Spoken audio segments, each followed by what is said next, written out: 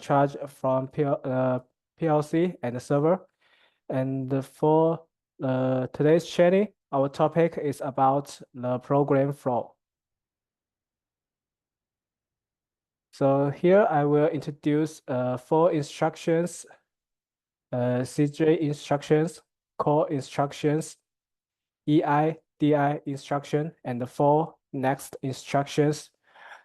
This instruction can be used to address the program exist part. First, let me introduce a CJ instruction. These instructions can disable some part of control program from CJ instructions to the point is P is the flag, and it could help to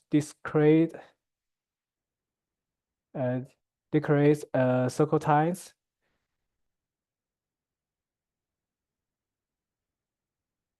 So as you can see it, there are 2 types. A trigger type is a CGP here. When the CJ instruction is be triggered, it will force the program jump to identified program marker.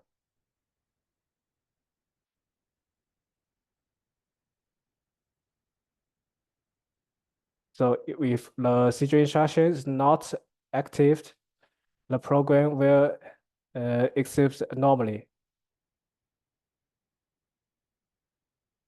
Let's see this example program. Here, I use a CG P0, and then there is a flag P0 here.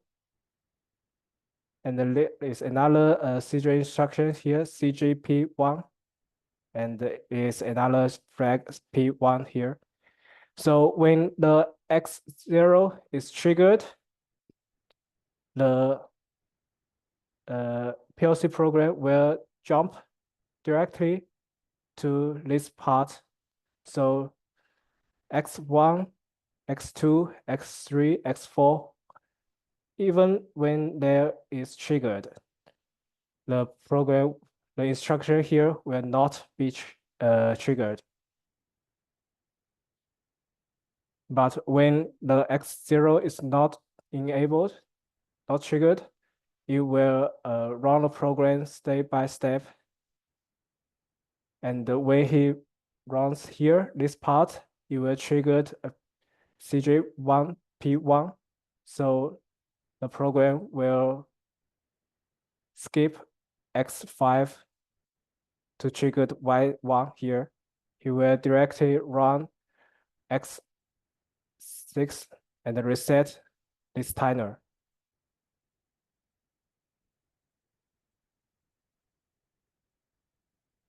Let me show you in the offline simulation.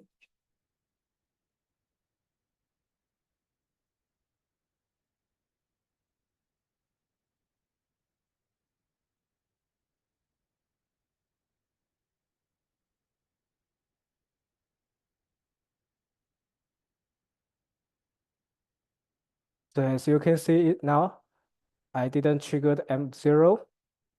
So all this program can be run normally. If I triggered M4, it will run a counter. And I can reset this timer. But here, because M0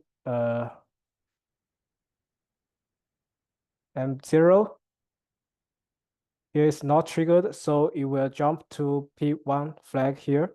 So when I triggered M5, Y1 will not be triggered. But I can,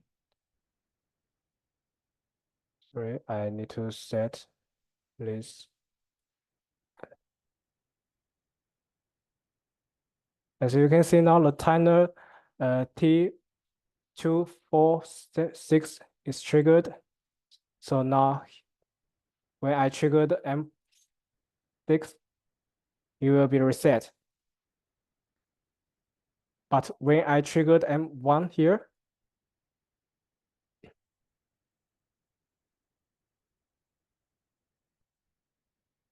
you will jump this part and directly run following a program here. So for this time, when I triggered M1, Y0 will not be triggered. And then now I can trigger M5 to trigger Y1 here.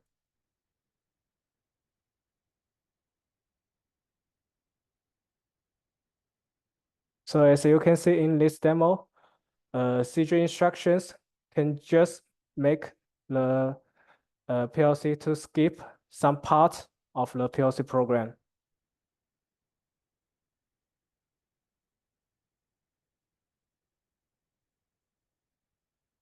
As you can see here, the timer is on, and for this part, I cannot trigger the M3 to reset this timer.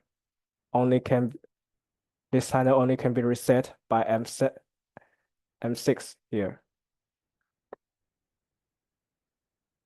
This is an example for LX3V, but it's the same to use this instruction in LX5V. So I then show you in LX5V. Do you have any questions about this part for the usage of CG instruction?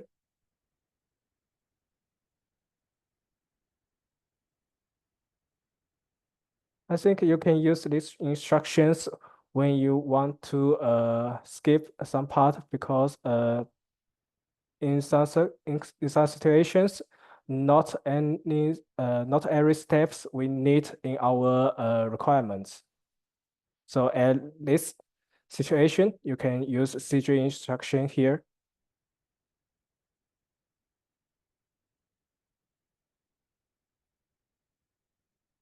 So this situation applies all type of outputs such as set instructions, reset instructions, out instructions, and the YMS bit adjust bit registers.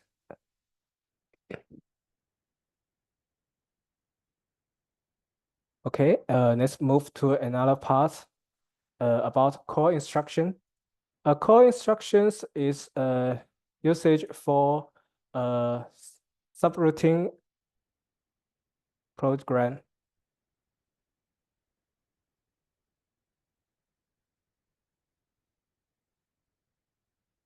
So when you use a call instruction for LX3V, you need to use SERT instruction to show the return flag of a subroutine, and the FEND instructions to show the main routine end.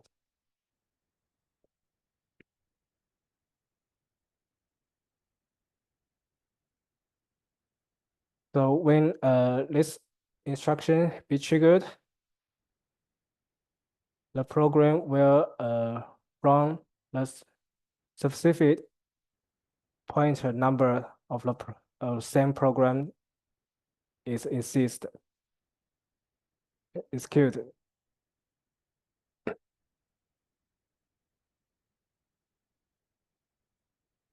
So this is the demo program for LX3V. This part is the main program here, and it will end as with FEND instruction here.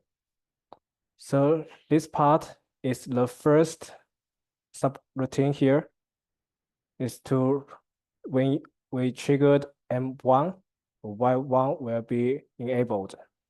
And the RST means the end of the first subroutine. And then here is another subroutine named by P1 here, and also RST to show this part. The second subroutine is finished.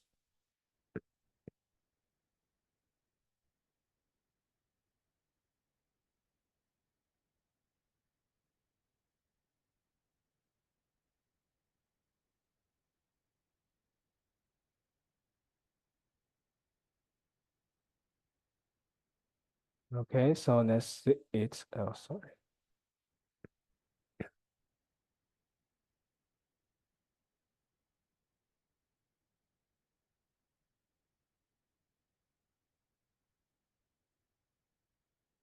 This one here. So as you can see, if I didn't trigger a call instruction here, I just triggered M1, it will not enable, the Y1 will not be enabled. But when I triggered this first part subroutine, I triggered M10. As you can see now, the Y1 is being enabled. It's also the same when I triggered M20 to call P1 subroutine.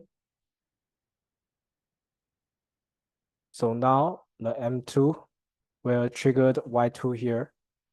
And if I disabled M20 here, this subroutine will not be exist. So the Y2 will remain output.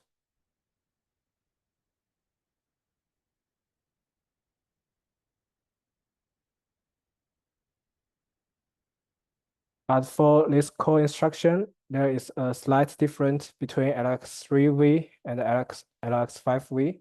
So now I will show you how to use a call instruction in LX5V.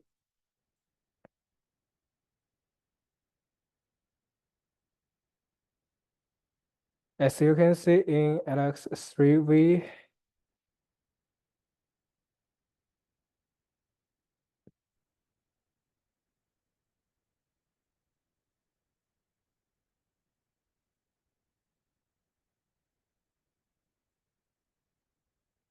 when you double click this part, you can edit the point flag. And then when you compile it, you can see the subroutine in the project manager here, to subroutine. But for LX5V, we need to right click the subroutine and create a new one. We can modify the program name of this subroutine. So here I create a new subroutine SUB0 here. And in this subroutine, I just write one instruction. When M5 is triggered, move the value of D0 to D5. So this part is to enable this subroutine in the main program here.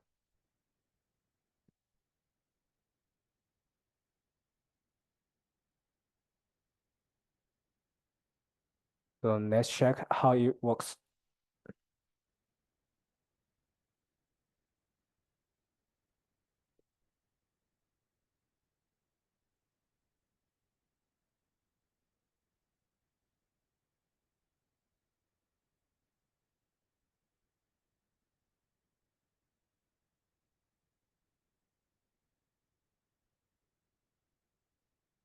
For the moment, I didn't trigger M2 here, so this subroutine will not be enabled.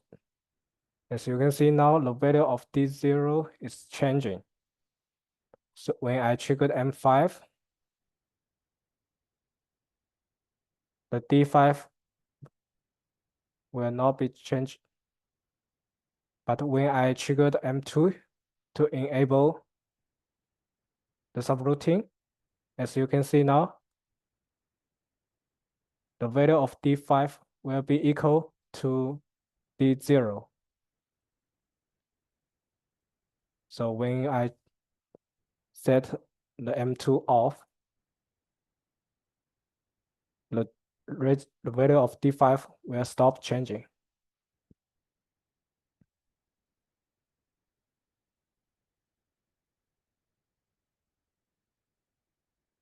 Okay, this is the usage of a call instruction in Alex 5V and 3V. So for the 5V, it can the program can be nesting, but the number of nesting level cannot be greater than 32 here.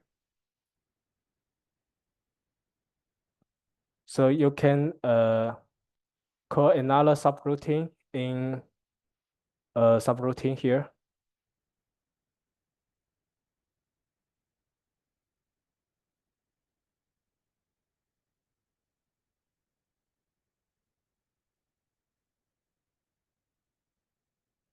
Do you have any questions about this part?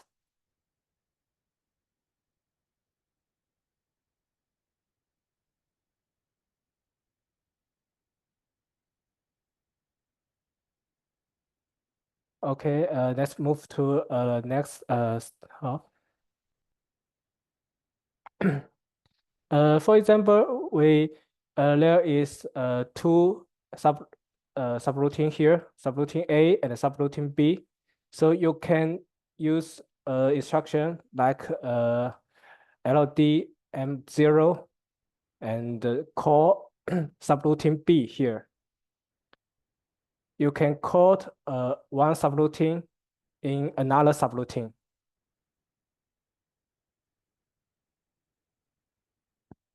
Just like this.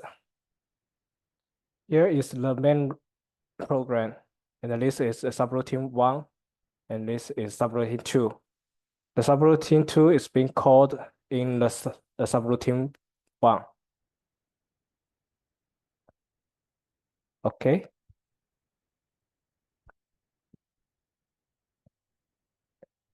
So let's move to the another part.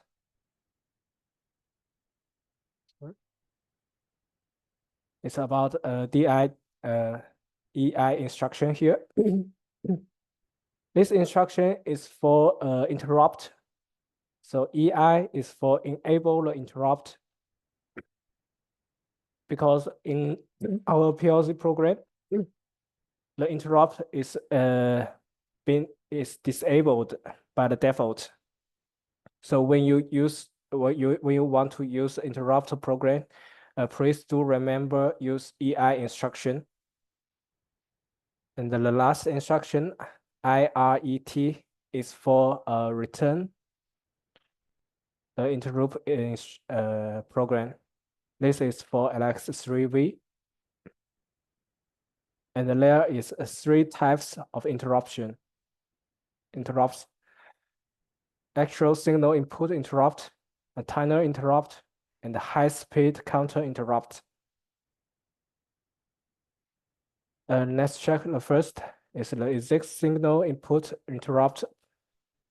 So as you can see now, there is only 6 input terminal support input interrupt. It's X0 to X5 here, but it both support a rising edge interrupt and the falling edge interrupt.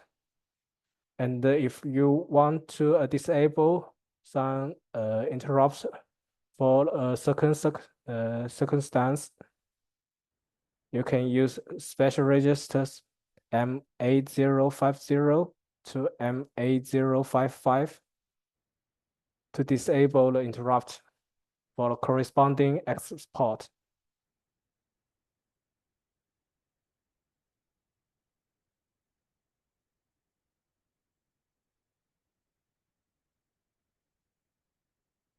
Let me show you in the demonstration here.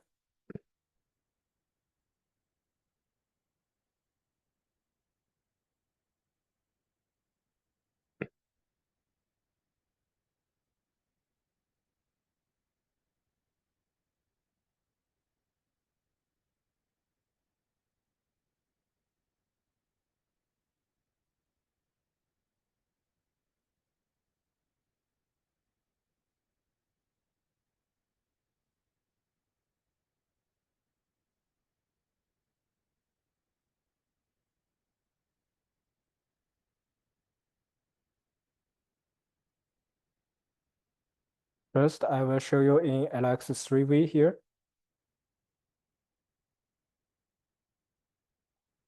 As you can see in now, I use I1 here.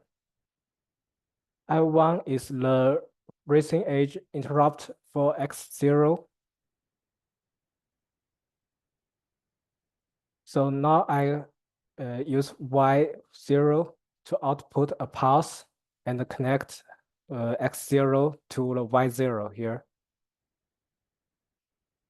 And as you can see, in the first instruction, I use DI to enable the interrupt function.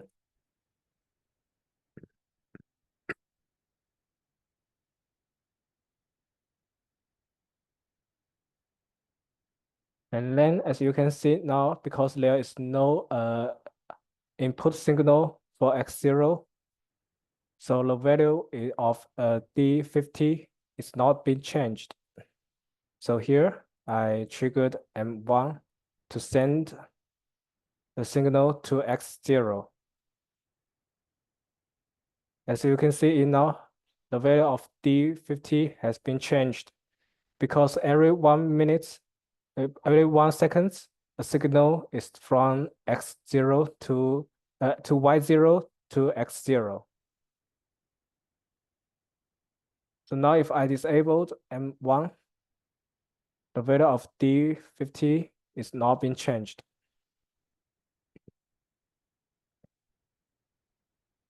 Also, we can select DI here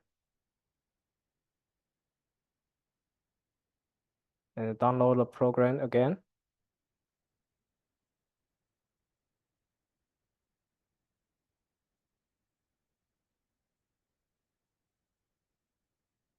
When I triggered M5, M1,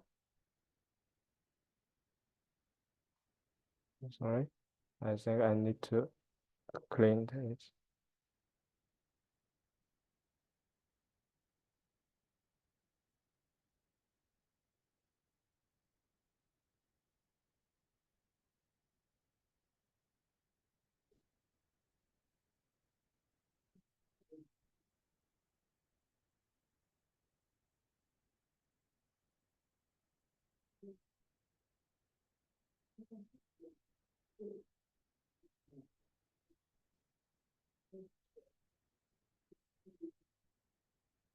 As you can see now, for this program, there is no EI instruction to enable the interrupt.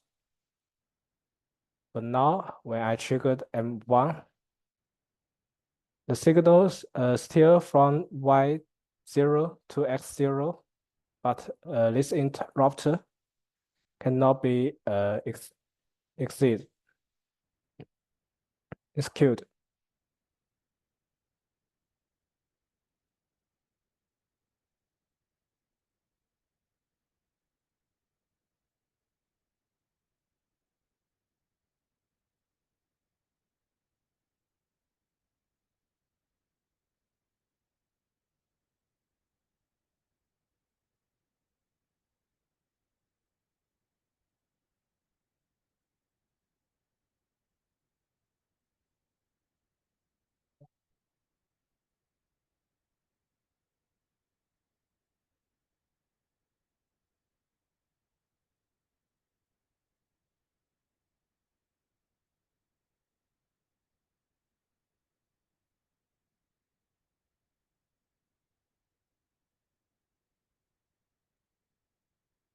Okay, let's move to the second type of interrupt. Is for the timing interrupt. So the timing interrupt, it will occur every fixed time for 1 milliseconds to 99 milliseconds. As you can see it in this table, the timer is being set by the last two number of the interrupt flag. As you can see, the input number is I7, and the last two is the timer value, and I7 and I8. Also, there is a disable interrupt special register for this three input number.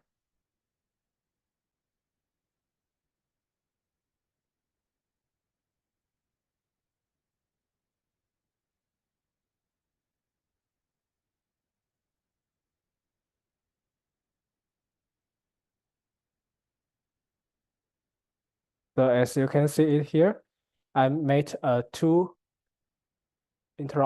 tunnel interrupt here. So this is the first part, and as with IRET here, this part instructions is for every 80 milliseconds, the value of D20 will add 1. And this is the second tunnel interrupter. For every 40 milliseconds, the value of 22 will add 1. So when the program running, the value of D20 will be will equal to half of D22 here. So now I triggered. As you can see in these instructions, it shows the real-time value of D20 and 22 here.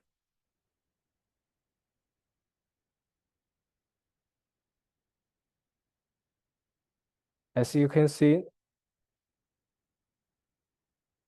the D22 always be the 2 times value of D20 here.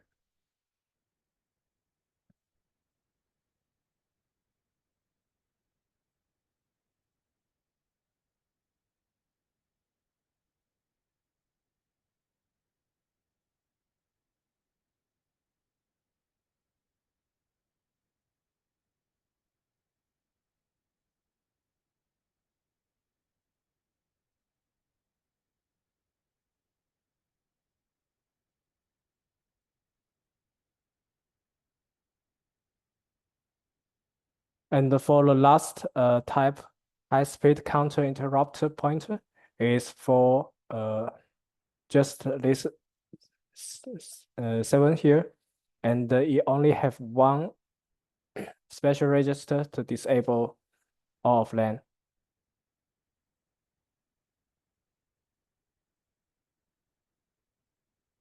So in some situation, when we need to get a high-speed counter is equal to some a certain value, and then run a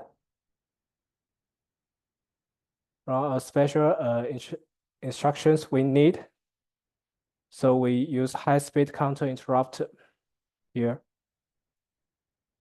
Let me show you in a example demonstration here.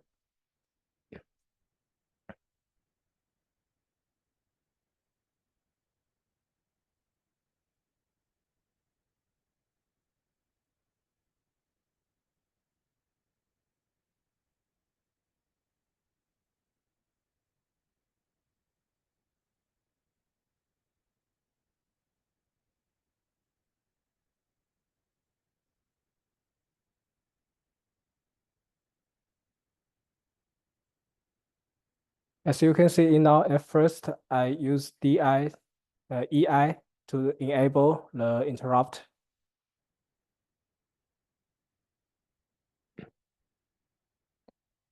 And for LX3, we use DHSC as instruction to work with the high-speed counter interrupt here.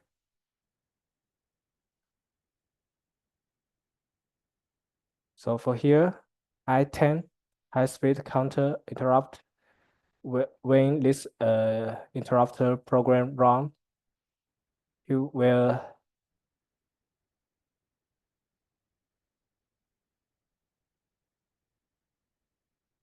set M2 and enable Y3 here. So these instructions means when the high-speed counter C 2, 3, 5 is equal to 10,000, the high-speed counter interrupted I10 will be triggered.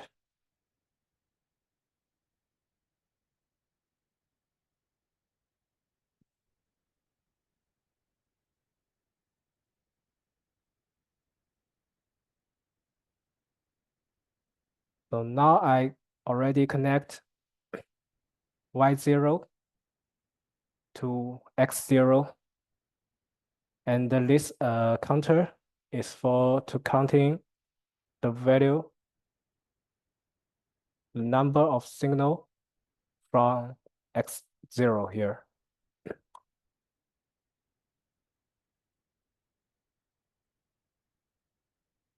So here I triggered M1. As you can see, the number of seat 235 been changed. And when he is equal to 10,000, M2 will be triggered by this instruction.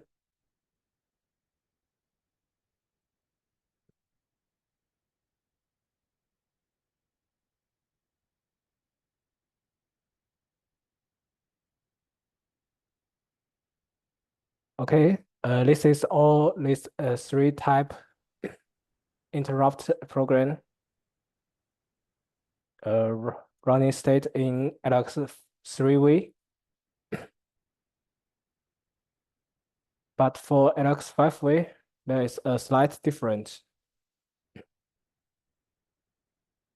The usage is totally the same, but just different options to set these three types. As you can see in the project manager here, there is an interrupt option here. When you right click, interrupt, and create a new, there is a configuration button here. And then you can choose a different type of trigger, the interrupt.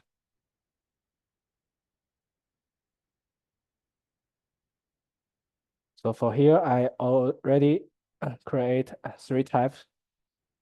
For timer, I set every 1 seconds. No, sorry, every 0.1 seconds.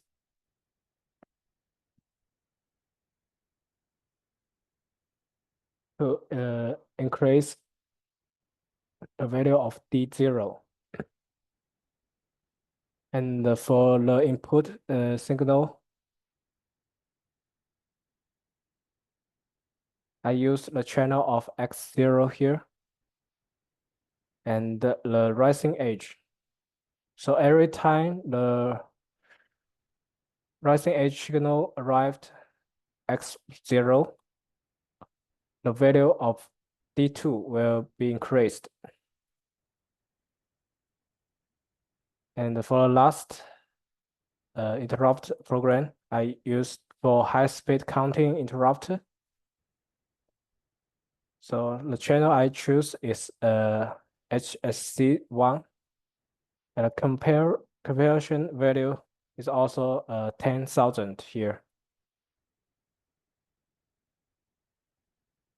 Because we use a high-speed counter interrupt, so I need to enable the configuration here for channel HSC1.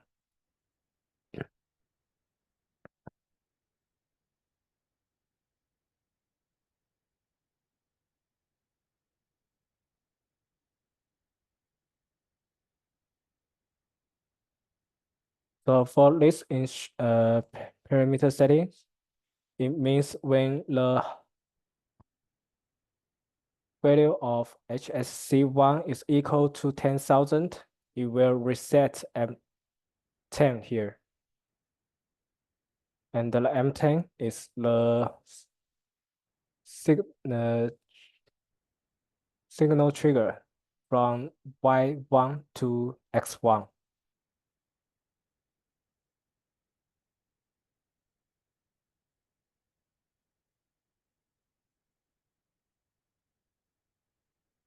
Okay, and let's connect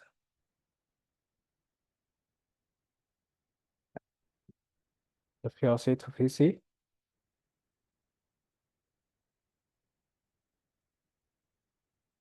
Then monitoring. As you can see, because I also enable the interrupt in the front of the whole program, the main program. So the timer interrupt works normally.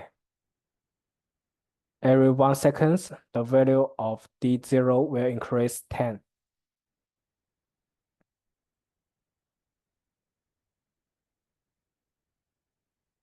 And as you can see here, because for the moment, there is no input signal to X0, so the value of D2 is not changed. So here I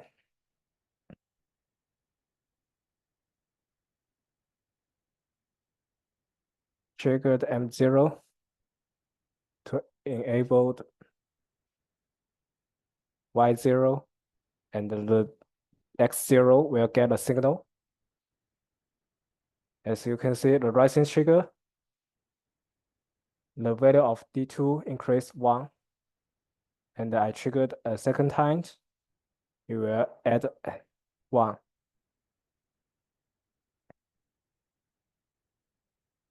And for the high-speed count interrupt for LX5V, so here I triggered M10 to let Y1 to send the signal to X1.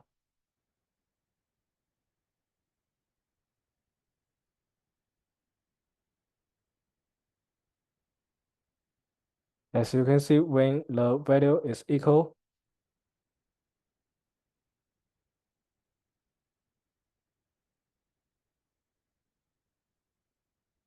equal to the compare value we set just 10,000. The M registers M10 will be reset. So it will stop output pulse.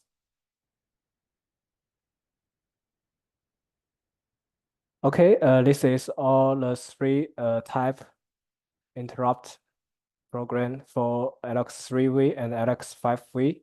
Do you have any questions about this part?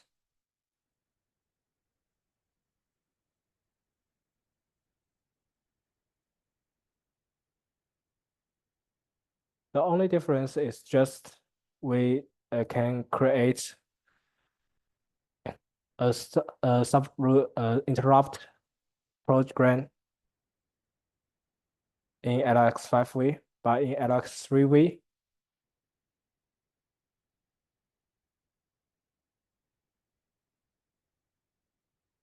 the interrupt program will follow in the main program.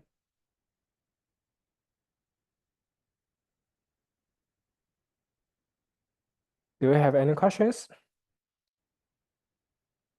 When the training is finished, I will send all these demonstrations so you can test it on your side.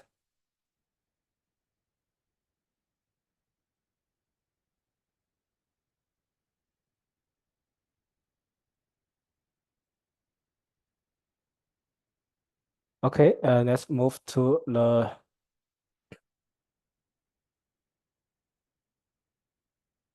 another point I want to notice quote is There is a priority value to set here.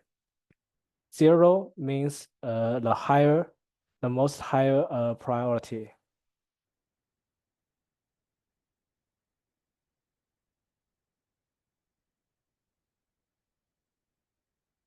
And this is the last instructions for and the next instructions. This instructions is to to run the program in a repeat for the roof.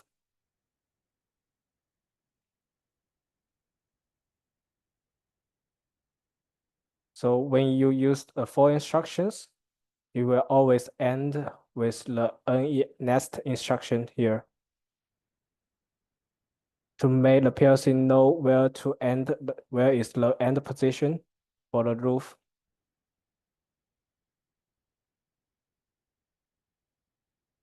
And the 4 next instruction can be nested for 4 levels for LX3V series and the 5 levels for LX5V series.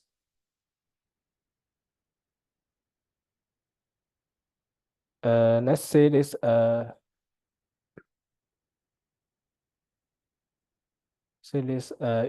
program here.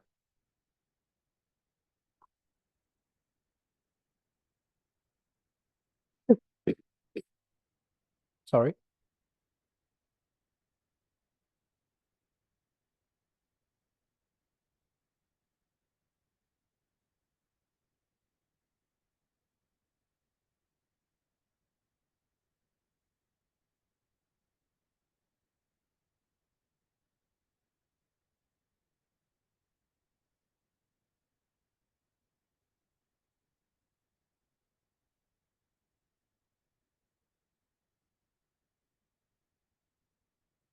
Uh,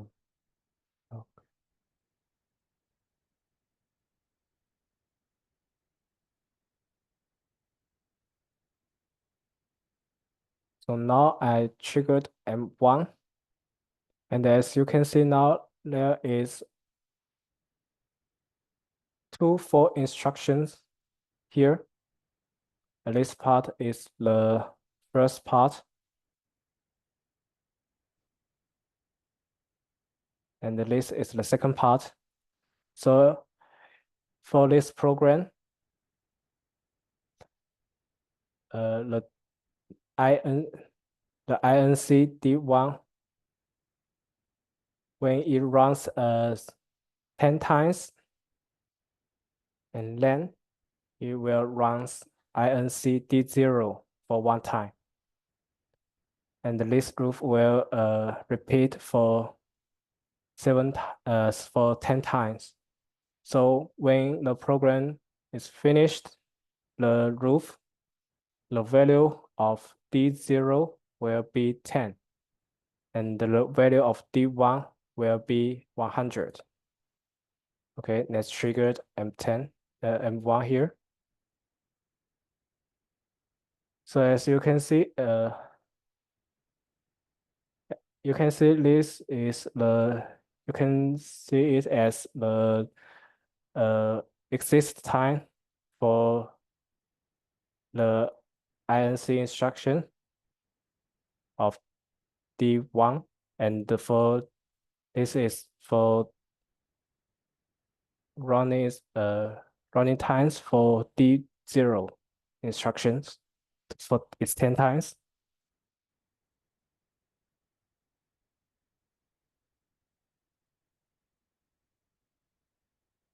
So when the program finishes the roof, M1 will reset this value, but it's too quick. So the value here is stuck for 10 and 100. But you must be known, this value is changing from 0 to 10. And for the value of D1, it always changing from from 0 to 100 here.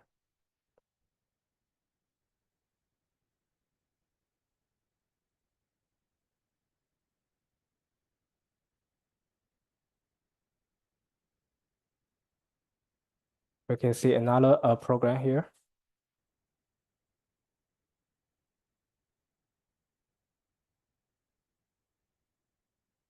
So at first there is FORK2. It means run 2 times of this part.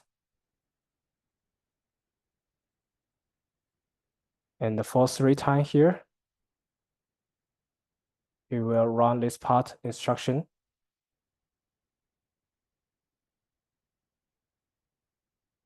And for the last roof, for K4 here, just this part to change the value of D4 here.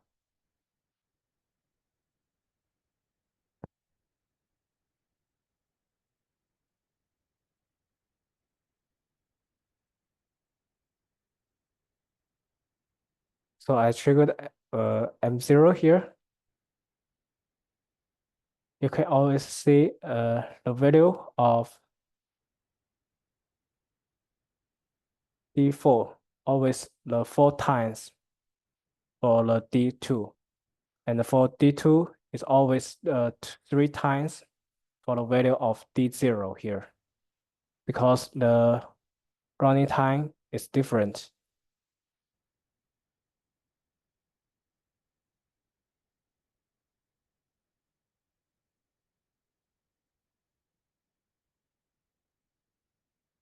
For this instruction, he will run 4 times, then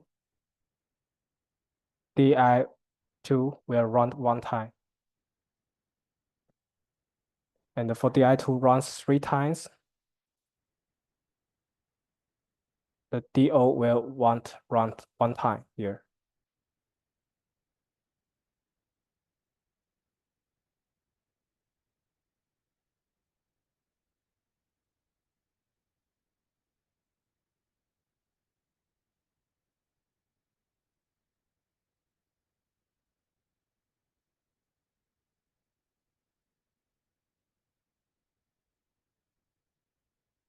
Okay, this is all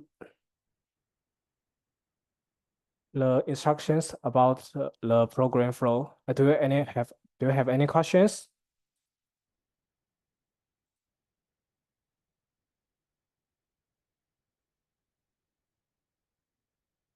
For and next instruction is the same usage in LX3V and LX5V. So I just use LX3V for the demonstration. You can test the same program in LX5V directly.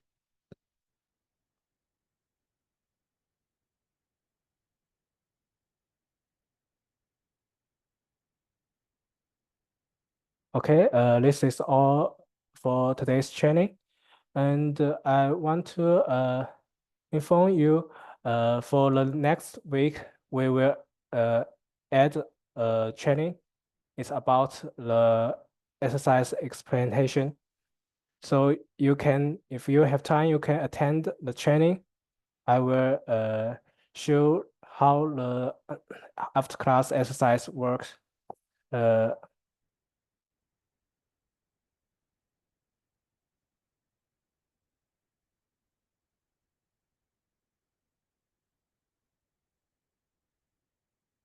And this is today's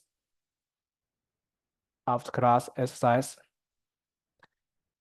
Is to use LX3V or 5V to use X2 as the high-speed counter-interrupt input signal terminal.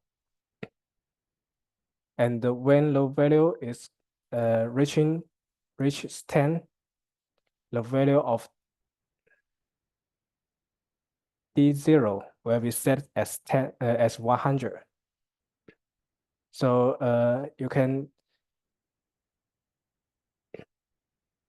make the program and record the program in a video and send this video to our email address.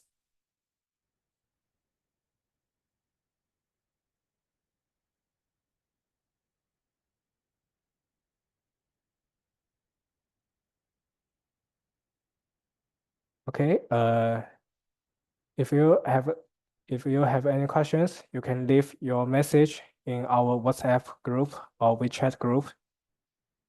So please do remember attend the next Monday's training.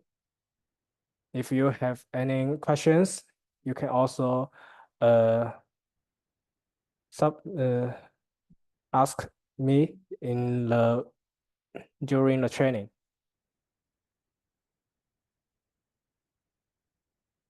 Okay, see you next Monday.